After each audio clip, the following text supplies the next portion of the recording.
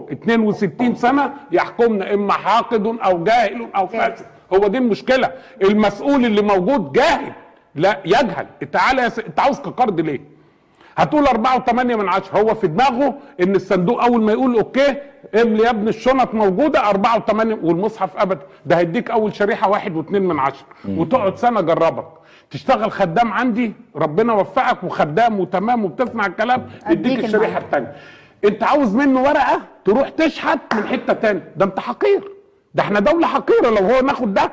احنا كده حاطين نفسنا. السؤال طب انت جالك بدل ال 4.8 12 مليار دولار من دول الخليج، عملت بيهم ايه يا سيدي الفاضل؟ ضيعتهم في عجز الموازنه العامه للدوله، قمت رامي منهم 8 مليار في عجز الموازنه العامه للدوله، وخدت ال9 مليار اللي كانوا وديعه اللي دول الخليج اديتها لمصر اعتبارا من يوم السبت 16 يناير سنه